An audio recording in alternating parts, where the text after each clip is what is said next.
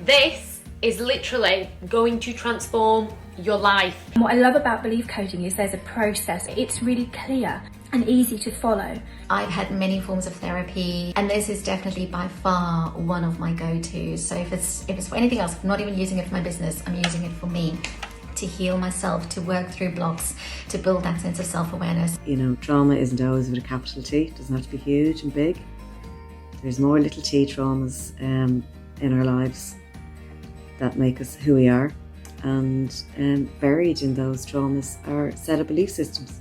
Just taking part in the process has changed the way that I view everything that I do. It's just been such an adventure. I think the person I ended up helping the most so far is myself, which is not what I was expecting. The energy and the love and the support absolutely found my tribe. It's amazing. You're going to transform your life and every single person that you use belief coding on, one belief at a time.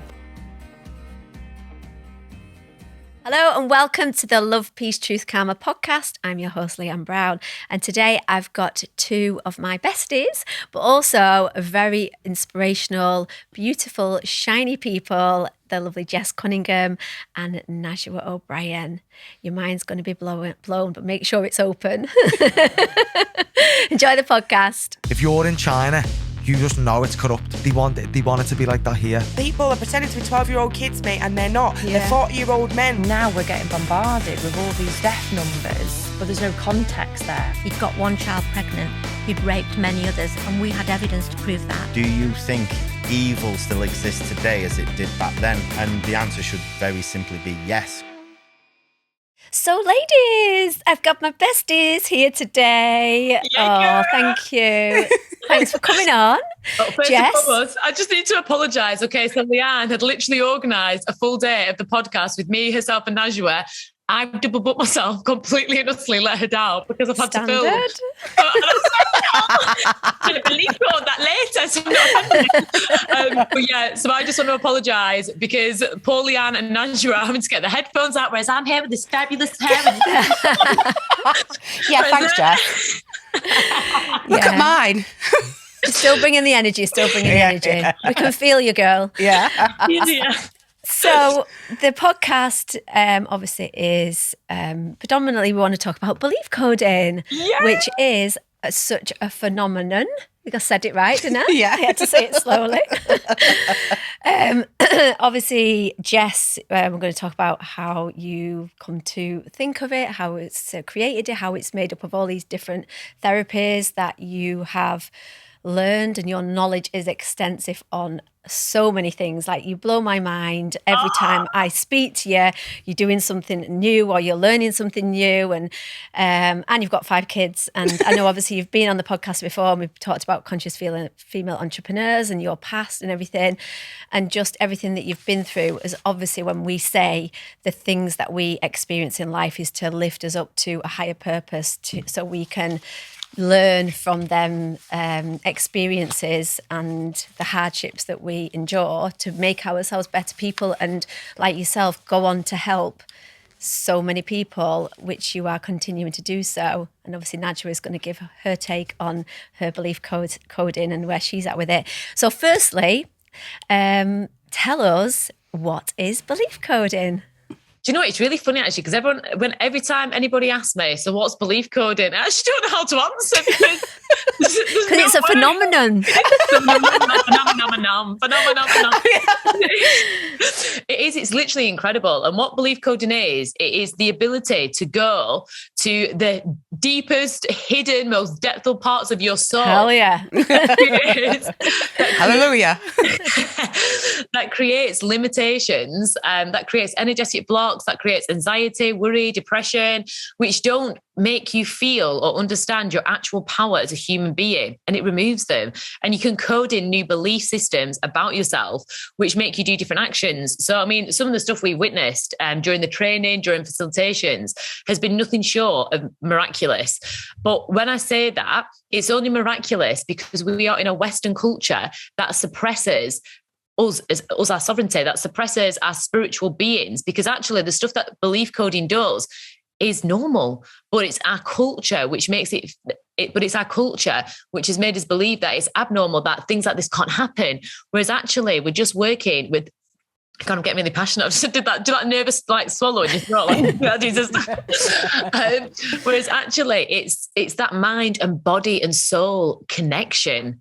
That's what I'm talking about. But it's absolutely transformed my life. And the way belief coding came about from my own adversities and from my own experiences to do with trauma.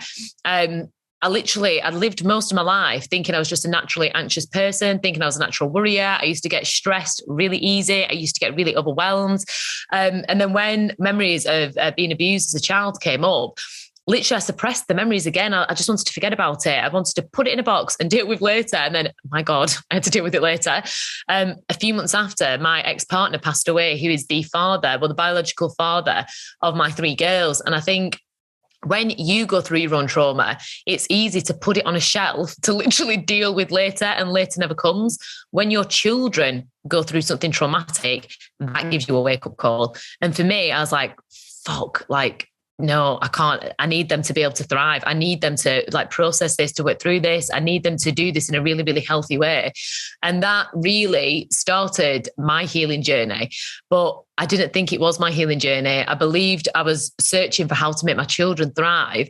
And from that journey, I ended up thriving because I understood why I was the way I was. I understood where my limitations came from, where my anxieties came from, where the fear of being seen and judged came from. And as soon as I cleared all them and trained in many, many different modalities, from EFT, matrix imprinting, psych code, the emotion code, word hypnosis, not word hypnosis, word magnetism, studied hypnosis, studied CBT. And it literally, from that, I started to create a system, which is belief coding, because I started to use it on my children. I started to use elements of it with clients. Yeah, I was just going to say, it is for children as well, isn't it? And a lot of the facilitators that have been training, I've got some beautiful stories that they've done on their own children to help clear their anxieties and worries, which is just beautiful to listen to. It's amazing.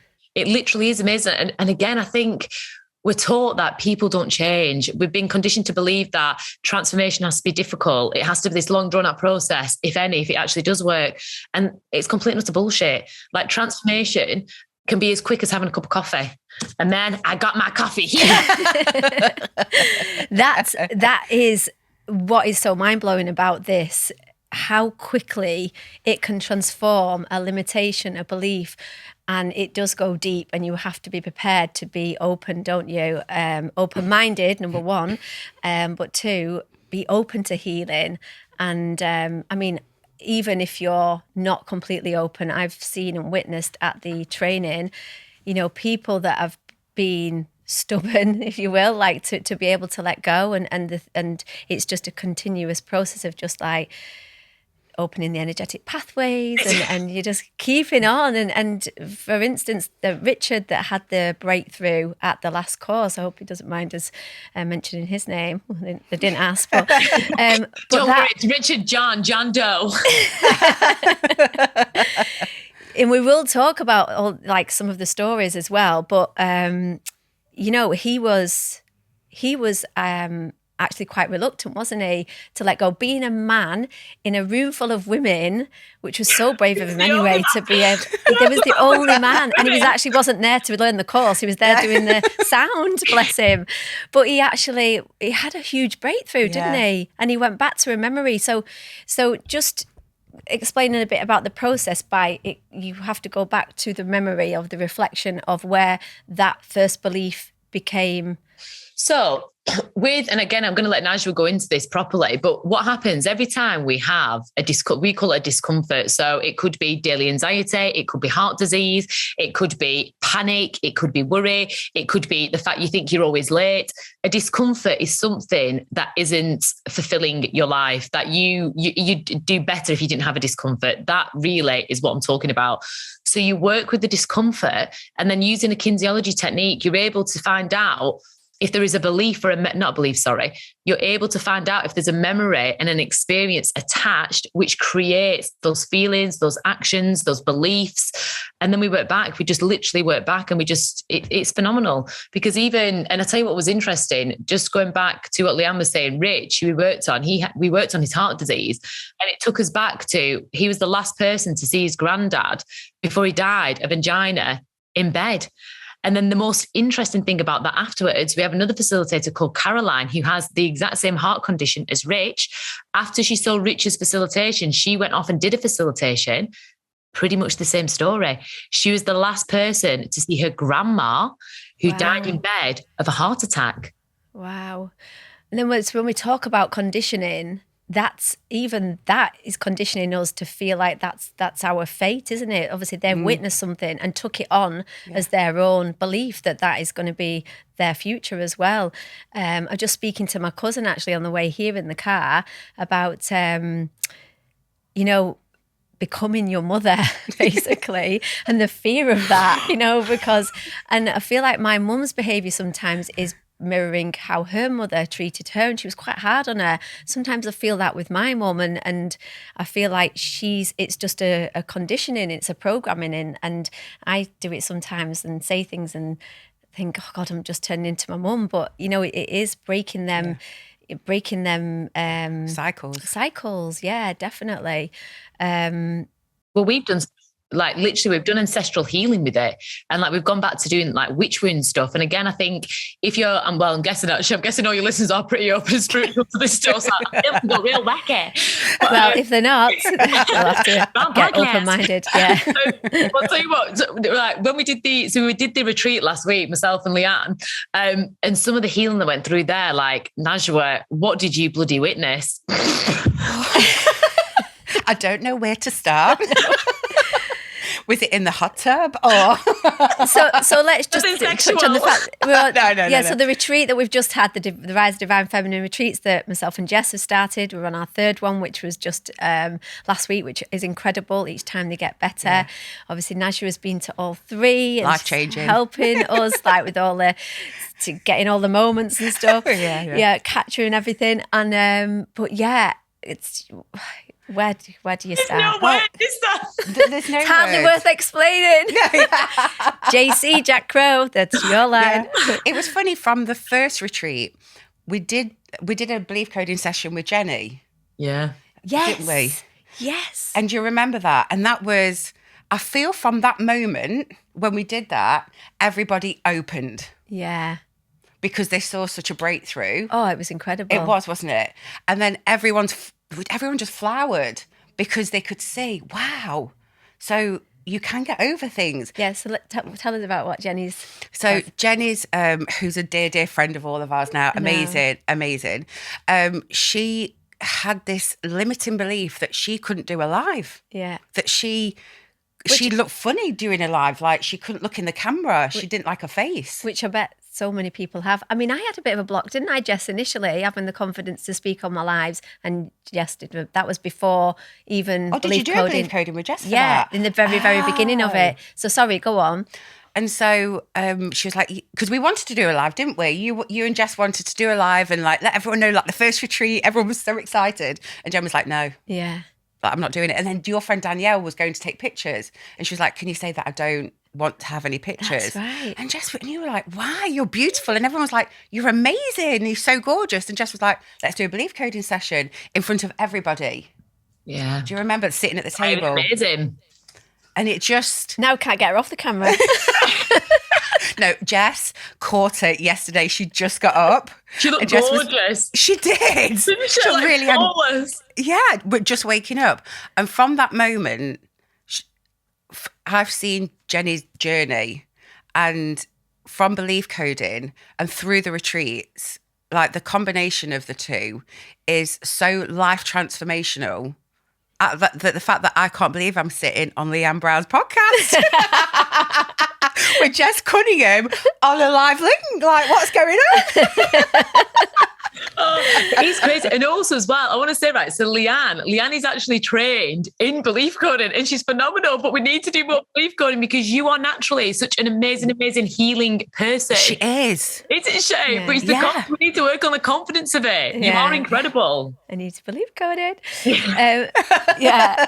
So yeah, I just need to practice more. I need to practice more and do it a bit more. There's just been so much going on, you know. Well, you know what it's like anyways. Well, you do. We've come together collectively. Yeah.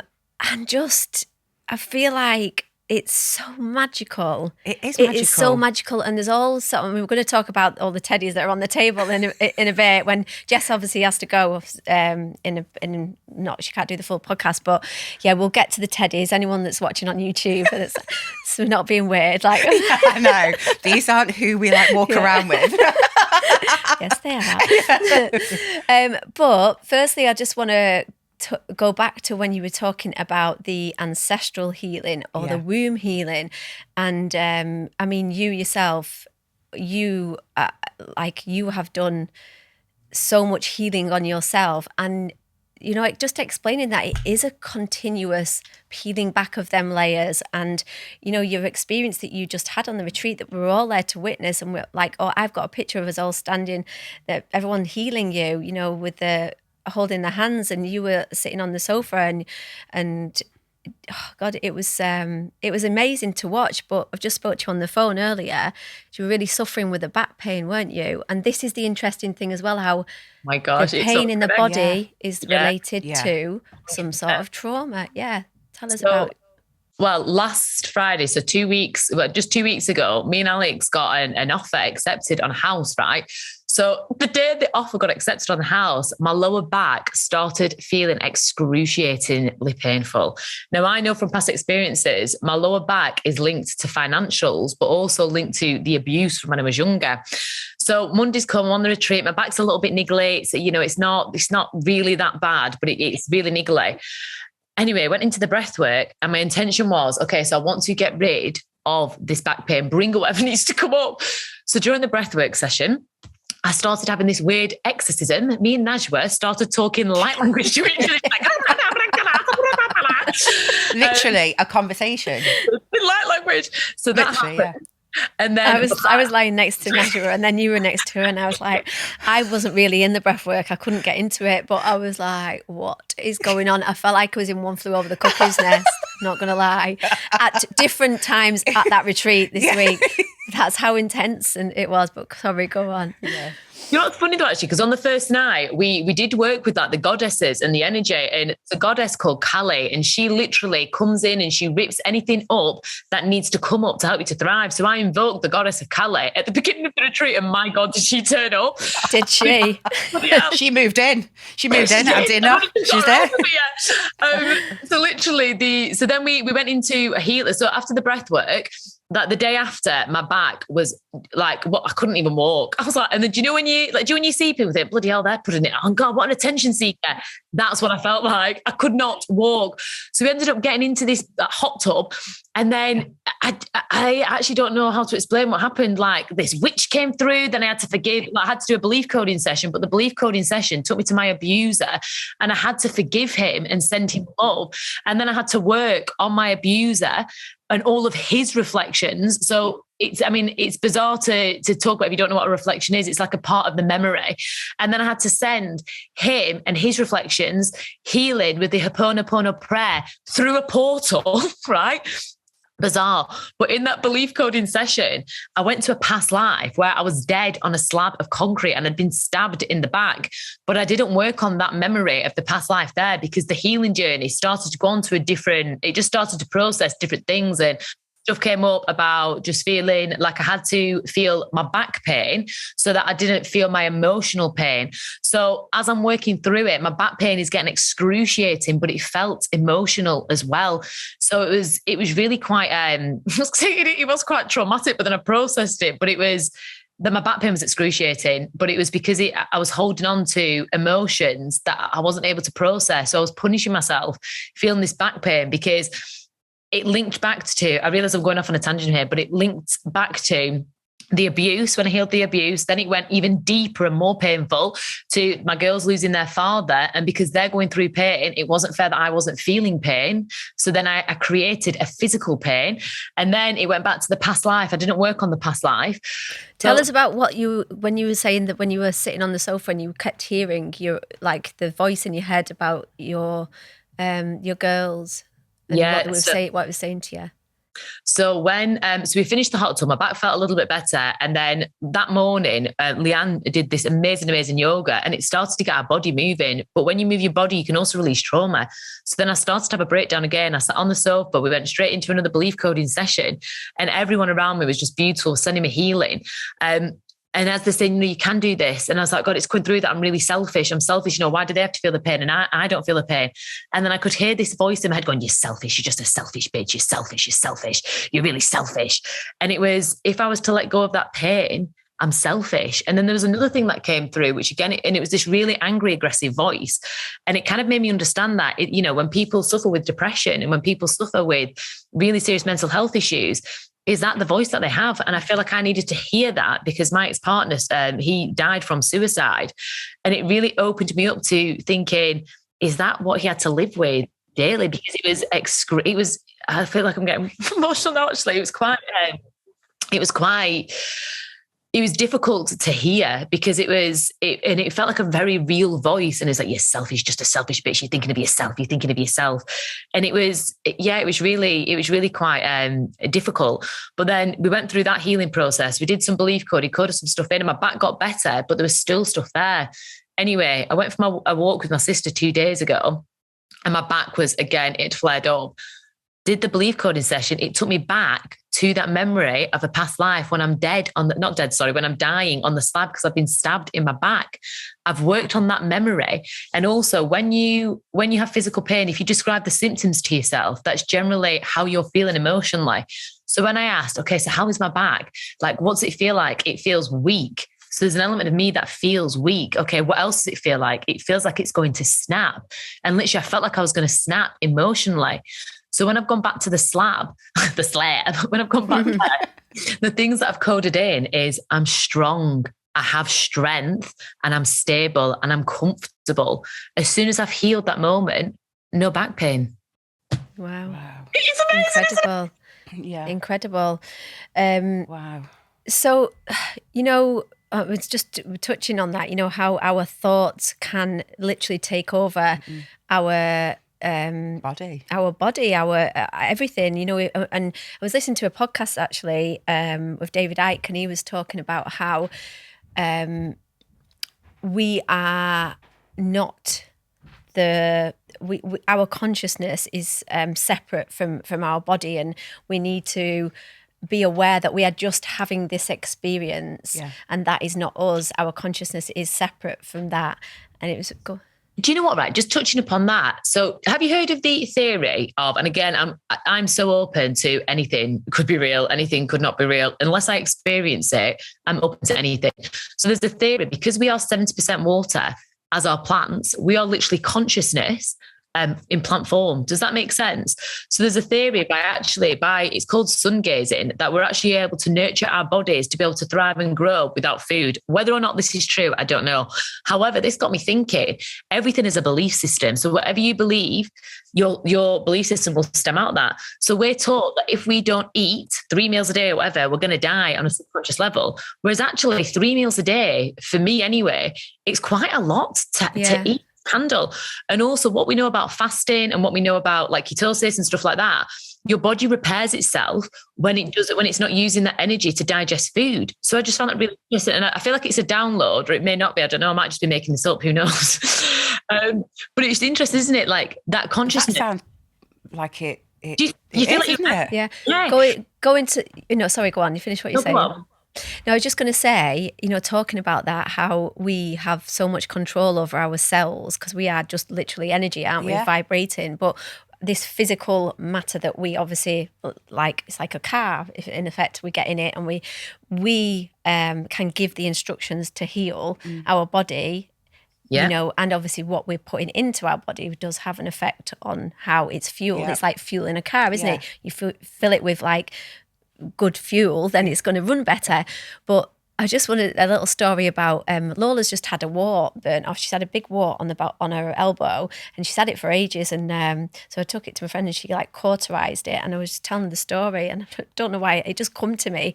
I don't know why I didn't do this with her, but I had like a clump of warts on my knee when I was younger, and I think it was my mum's friend that said, "What you do, you count how many warts you've got, and you get a bag of Maltesers, empty bag of Maltesers, and put as many stones as there are on your warts on your knee.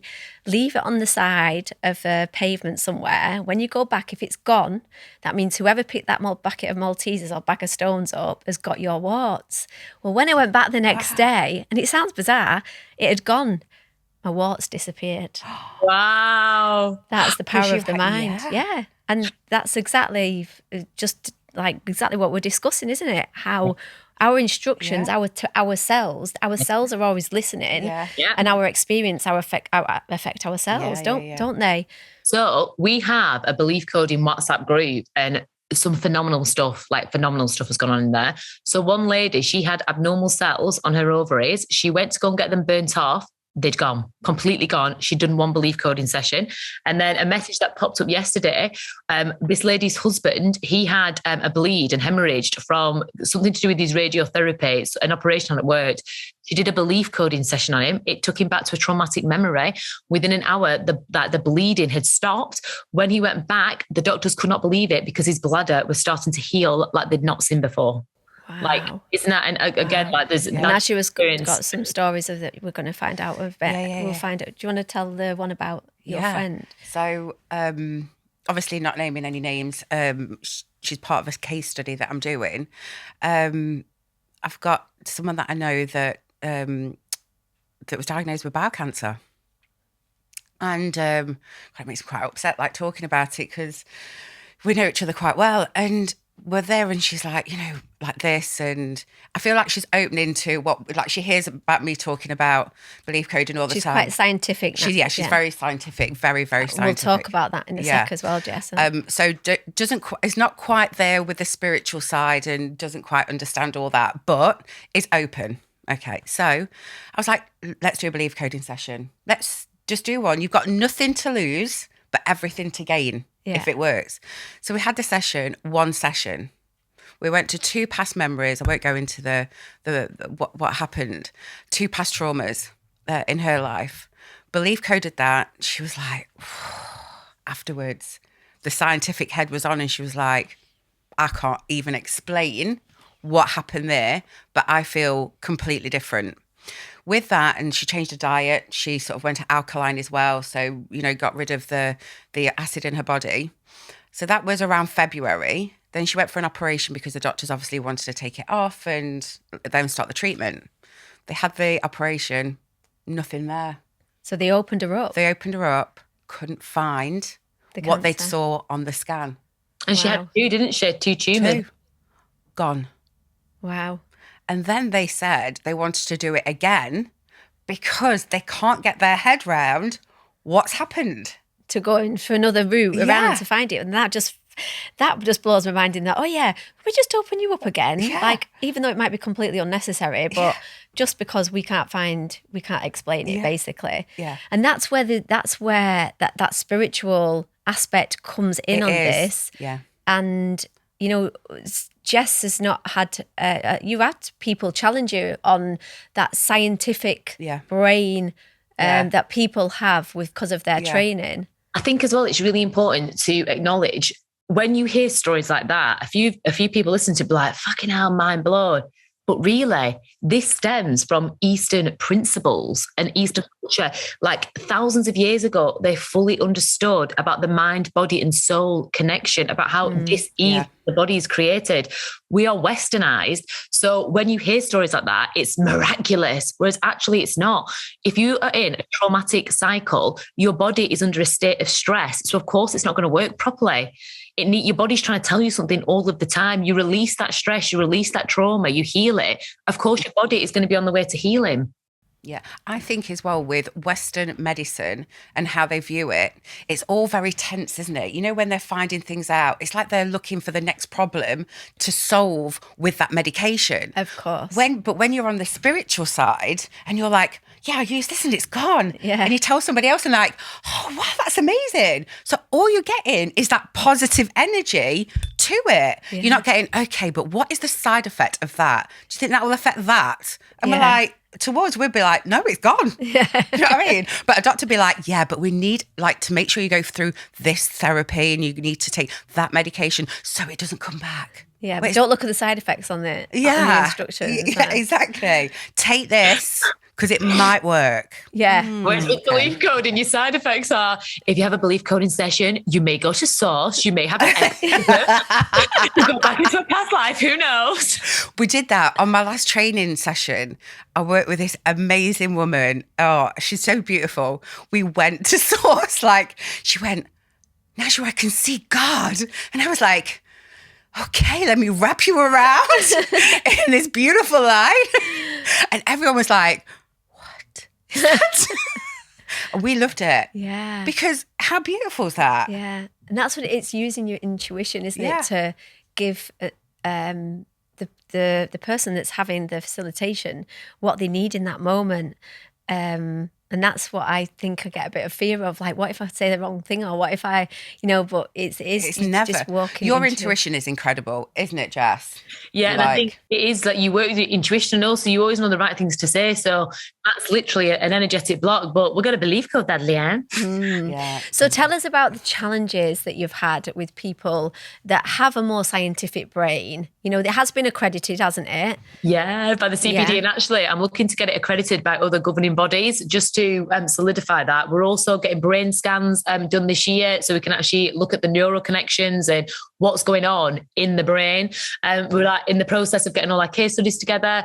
And I think I didn't expect it to grow as quick as it has. Like, we've got nearly 500 facilitators in the space of 6 months, which is just absolutely unheard of.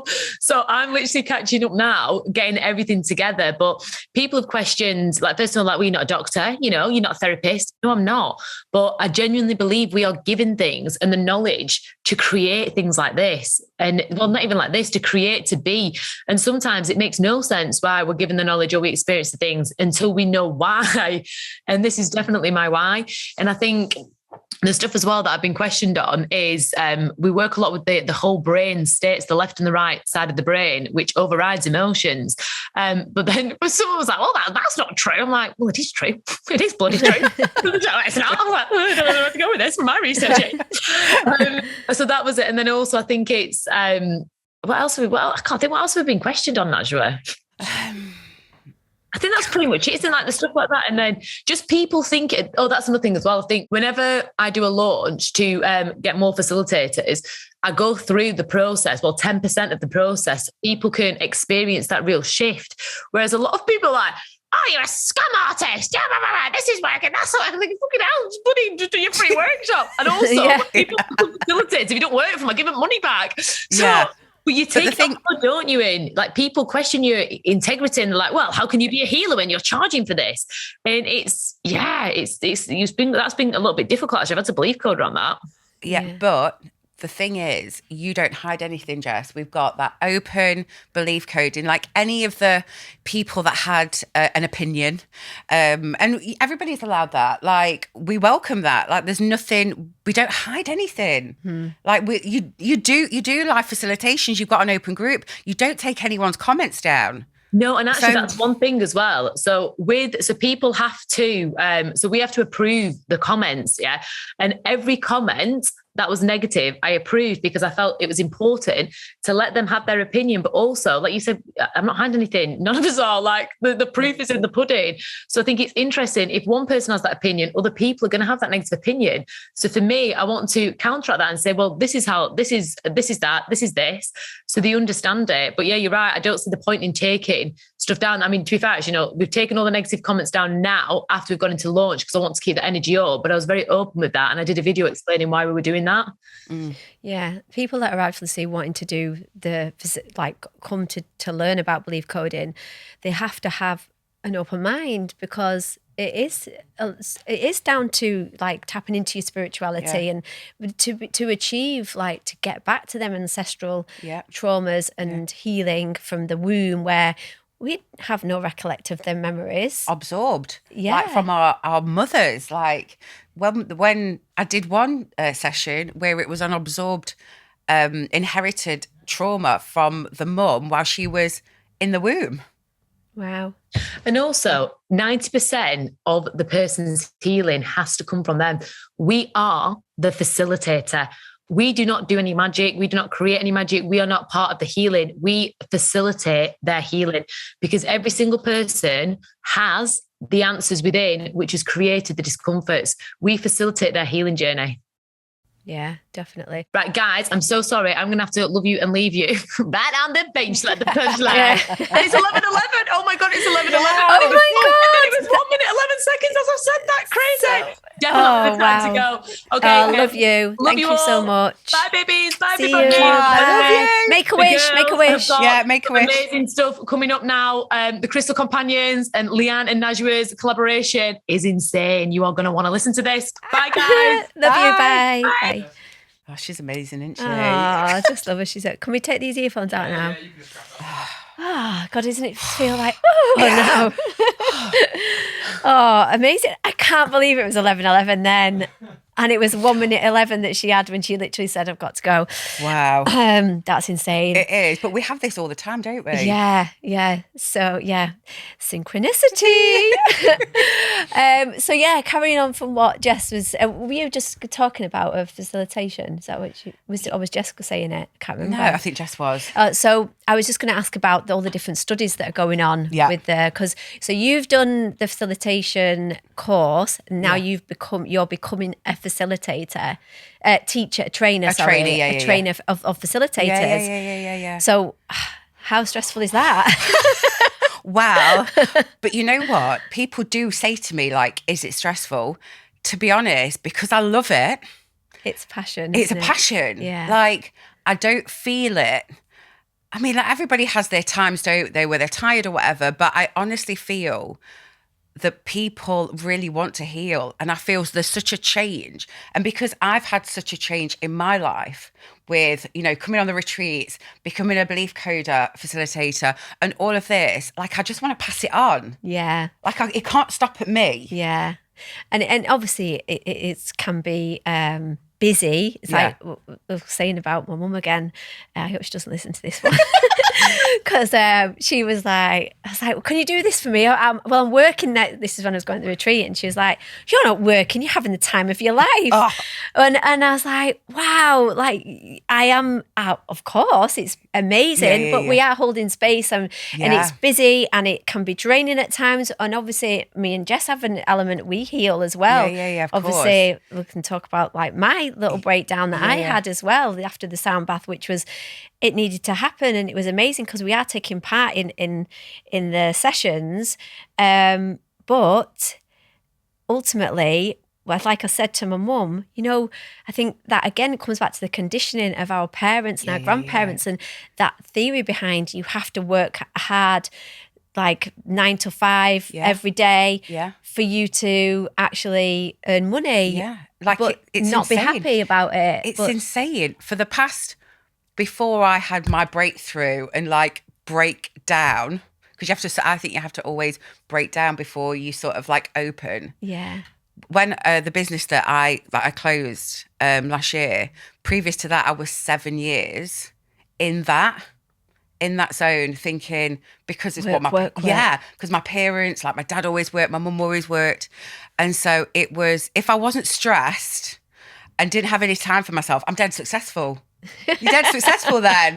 I'm like dead stressed. What, isn't it? Yeah, it's like, it's mind blowing. Like, I couldn't say, because it's a society, isn't it? Yeah. If you pull up with a nice car, if you work really hard and pull up and they go, well, look at this one. They don't work very hard, do they? And look what they're driving. Like, so to justify that, you've got to show that you're just working all hours God sends. Knackered. Yeah. And that you don't have time to see your kid or whatever. But for 7 years, I was in the masculine massively. Like on that role. Yeah. So what was the deciding point for you to be like, you know, because your story of like just surrendering and then everything sort of changed. Did you have a reading or something, did you say? Yeah. So obviously working through that situation in the job that I was just grey. I remember just getting wind down, and I remember my eyelash lady. It's crazy when you have your breakthroughs or something sparks in the most craziest place. Yeah. Like somebody can say something to you and you take it away and you go, oh, yeah. Like, and I was literally lying there. She's doing that and she goes, Najoua, why don't you go and see this woman? I feel that you're just broken. And I was like, cheeky bitch. Like, what do you mean? Like, I'm broken, I'm really successful. And she was like, yeah, go and see this woman. And I was like, and ahhing. And I was like, I don't need to be like, I'm in this big nursery. I'm going to have like everything that I want. And I thought, okay. So I went to see this spiritual lady who is incredible. And I went in sort of, and I could feel like looking back, I think, God, I cringe really the way that I walked in there, thinking that I didn't need help. Yeah. Even though I was really broken. So I sat down there and she goes, just tell me a bit about your story. I went, wow, I'm just like in this planning permission, the stress side. So I thrived on it thinking that's what I needed to do. Like planning permission for this like new super nursery. It's going to be amazing. I'm going to do this. I said, but I'm just fighting with MPs, fighting with the council. No one. And I was like, I think the councillors are playing golf with somebody that lives on the road. I'm not getting it. And resistance. The universe saying, this isn't for you. Yeah. And she literally turned around and she went, can't you see the signs? And I went, what signs? And she went, Najoua, let me tell you, when the universe wants you to have it, you ask and it goes, I will give it. Yeah. And I've got truth bumps now talking about it. Yeah. And I went, what? And she went, it's obviously not meant for you. And I was like, I've worked really hard for this. I've like spent all this money. She went, it's not for you. And I was like, and it literally, I had nothing to say. And I felt like I turned into this little girl. Yeah. And I went, what do you mean? And she went, yeah, and I think you've got to drop your ego. And I went, what ego? And I went, oh. Yeah. I went, that ego. Wow. And literally, something just dropped and it just shattered. And that's how I felt. It all came about.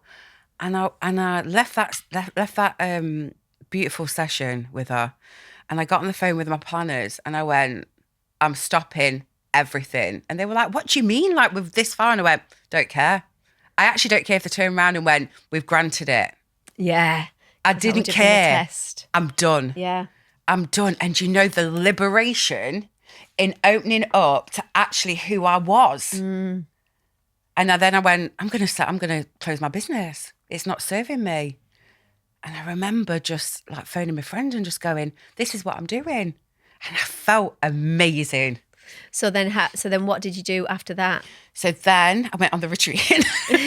So then after that, and it shows you like how then the universe. You did the belief coding. Then course, I did the belief coding. Then, that's where we met. It is. Yeah. And I remember when, saying how the universe, so as soon as I did that, everything opened up. Yeah, the opportunities that came to you, like, I need to do that. Yeah. Everything, the path just opens. It and opened. Once you surrender. That was it. Yeah. It was surrendering. And then suddenly I stopped, and then Jess's like workshop came up, and my friend went, oh my God, like look at it. It said interesting. And I'd known Jess from before being on telly, and I was like, I went, should we just do it? Something just pulled me to it. Yeah. And I watched it. And it's when I did the Human Compass, which is about kinesiology and about your subconscious, because your subconscious answers quicker than your conscious. Yeah. So that's why it works.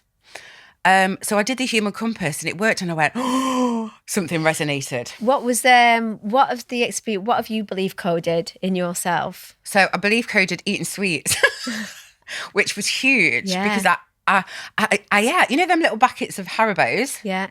At certain points when I felt somewhere, I used to eat like 10 bags of them. Wow. And I went, what am I doing? Yeah, so it can be used for people that are addictions. Yeah. Addictions, massively. Yeah. Like weight loss, everything.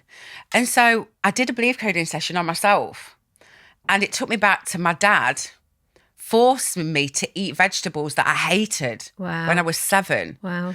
But the trapped emotion was nervousness. And I was always too nervous to tell him I didn't want it. Wow. So I went back into my reflection. Can't imagine you being nervous. I was. Such a shining star. And my dad apologised to me in that moment. Wow. Because he only said he wanted to do it for my own good. Yeah. He wanted to make me healthy. And I was like, but I didn't like them. But this is the thing as well. People, that's why I suppose the word discomfort is used, because when you use the word trauma, it's like trauma's a big word, but actually traumas can be very minuscule and very small. And it can be something that really, when you would say it to someone, my mum left me, like for instance, when Joe told the story of being left in the kitchen as a baby and her mum walking out and her feel abandoned, and the attached emotion was abandonment.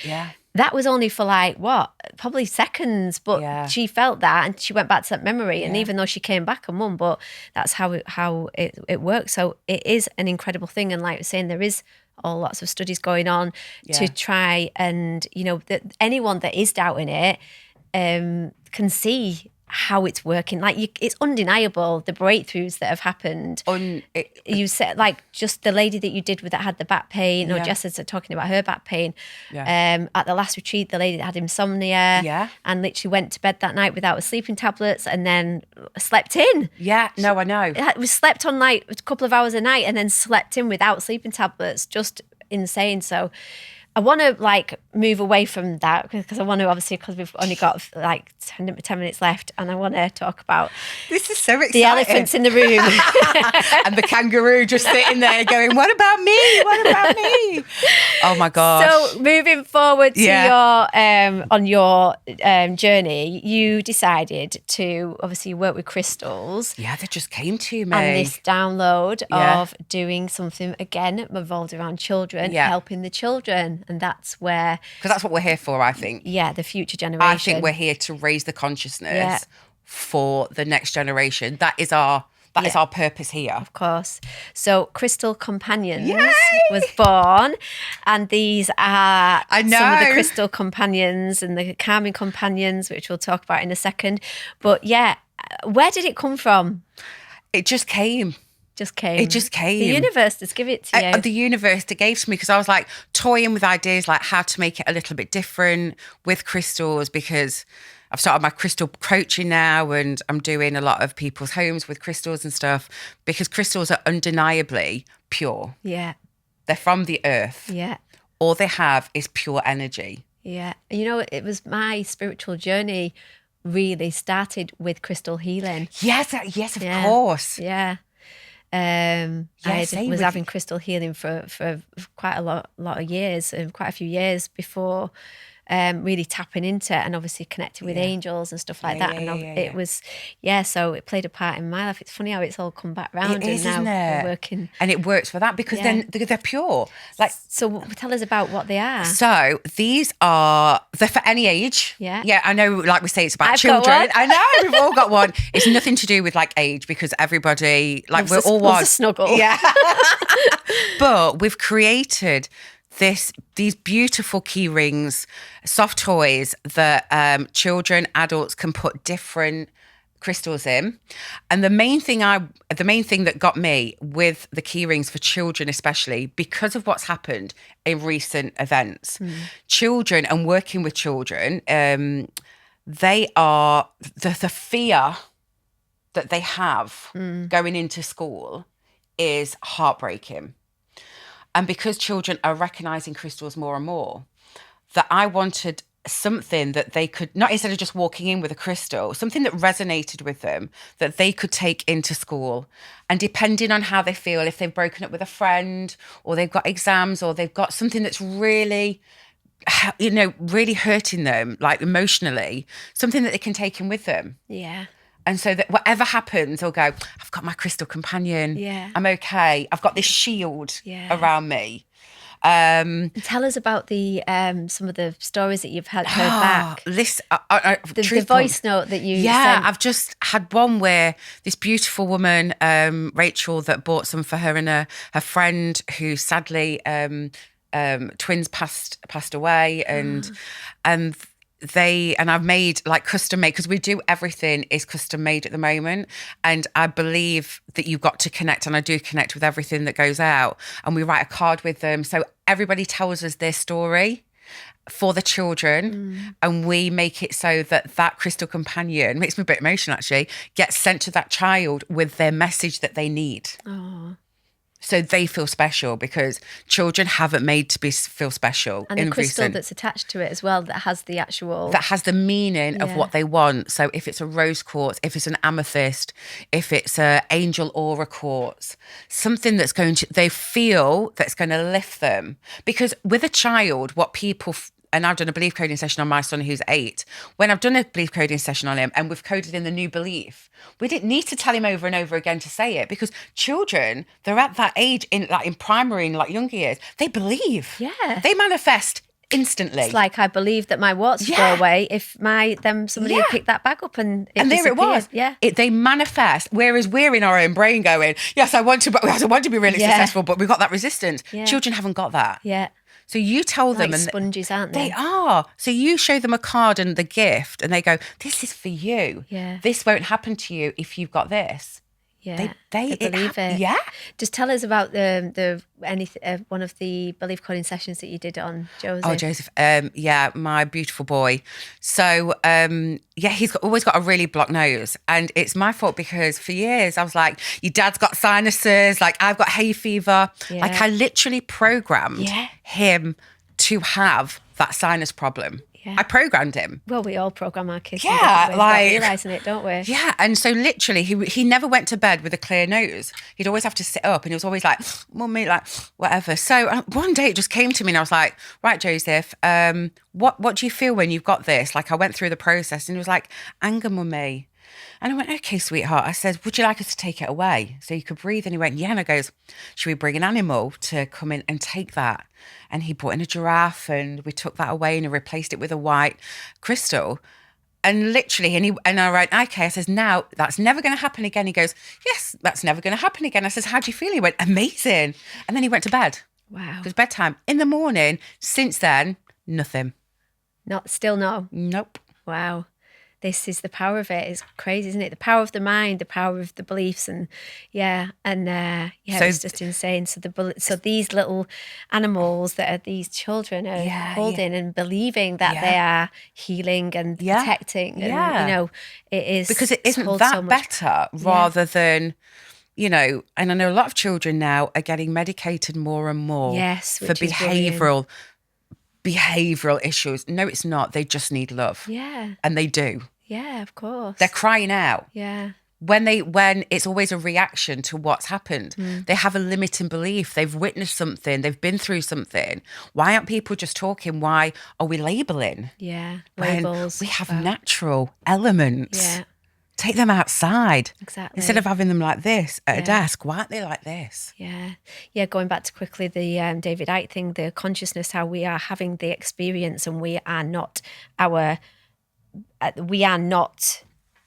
this physical being, the label that I'm not Leanne Brown that's got a podcast. I am consciousness having the experience of being Leanne Brown with a podcast. Yeah. And that's how, if we can teach our kids that, they can almost live without being attached to the experience ever. Yeah. And being brought down by that. Yeah. Yeah. And always, having that awareness of, how to heal so much quicker, like I was saying, in an instant. Yeah. So we've decided to do a collaboration, which I'm so excited about. Like I was saying, we have all been brought together for a reason. Definitely. The retreats is one thing, and seeing the breakthroughs and these women and the bonding that happens on the retreats, it is just phenomenal. Yeah. I never knew you could have a collective like this. No. Because we were all separated and working in our masculine and like all over, coming together, and what you and Jess have created in these retreats has, for me, blossomed and opened up my creative side. And that's how this happened. That's how we met. Mm-hmm. Like, we met and instantly... Click. We haven't been apart. Separated at birth, I think. It is. Like, we've definitely lived another life. Yeah. For sure, because it just happened. 100%. I believe that with everybody that's in your life, like in your life, in whatever journey, whatever lifetime you're in, the people that are around you have been around you as a different role potentially. And I would say, I think Hallie's been my mum in a different role because she's so protective and lovely and always like making sure I'm okay and know how to say the right things. So the collaboration is Calming Companions. And I'm actually doing some children's meditations to go with the companions, and it's going to be incredible. And there's going to be lots of different elements to it, isn't there? And we're going to launch in July. We've got a date now. Yeah, we can't go back on it. We've got a goal, we've got a date. We've got a lot of work to do. I know we have. But I'm so excited about it. Me too. And I'm shocked how many people actually resonate with my voice doing the meditations, which I absolutely love doing. And people say, "Oh, you've got such a calming voice and soothing voice," which you never really like the sound of your own voice and shit. But the amount of people that have said that it is like really soothing and calming. And for children with this, because we're going to do it on a subscription, we're going to do that they can literally take a journey. Yeah. But your voice is hypnotic to a beautiful state. Oh, thank you. I love writing as well. And funnily enough, I did have a reading quite a few years ago who said I was going to write children's books. Wow. And I didn't think anything out of at the time, but obviously it's all kind of coming together. And we've got these ideas. So I'm really excited about it. Me too. Me too. Because it's really to bring this energy now that people can tap into for their children with the books as well. We've got so many ideas, haven't we? Yeah. What we're going to bring. So we're going to do, just quickly, we are going to be at Carfest, which is at Ballsworth Castle. Yeah. And we're planning on that being the launch, aren't we? Yeah. So I'm going to be doing a children's meditation in the tent there and on the panel. So we will have, you're going to do the crystal talk to the kids as well. So if you're around on the 23rd of July at Ballsworth Castle, do look out. I will post about it, obviously. And watch this space. Yeah. And anyone that wants any information on belief coding, I'll put the link on, obviously, but Jess has been sponsoring my belief coding, my podcast as well for the last few weeks. So the link's always on there too. And good luck with being the trainer. We are. It's crazy, isn't it? Yeah. It's just unbelievable. Forever now. Together forever. But it is. It just shows you when you raise your vibration, which this is all about, you go onto a different plane. Yeah. And just naturally enough, people over the last 2 years have lost people because of the difference of opinions. Yeah. And I feel like that is a natural progression of who's not meant to be in your life. And just have faith that once you raise your vibration, the people that are meant to be in that frequency with you will always attract to you. Always. Everything has its divine timing. Yeah. Everything comes when it should. Yeah. Like your healing just on the last retreat. Yeah. It came at the time that you needed it to happen. Yeah. Didn't it? And I think it's a good place to end. Yeah. Divine timing. Divine timing. Yeah. Which is divine timing, 11:33. It's just changed. So thank you so all much. The time. Yeah, I know. Yeah. 11:33 is one of my best numbers as well. Really? Yeah, I always see that. So thank you for coming, Najoua. Thank you in so the much. studio, even though Jess didn't make it. No, I know. I still can't believe I'm here. Yeah. Like I'm going to start. Am I the conscious you here? deserve to be here. Is it me or am I dreaming? Am I dreaming, banana? Lucid dreaming, that's part of the retreat. Yeah, anyone that doesn't know what she's talking about, banana. That's a bit weird, but yeah.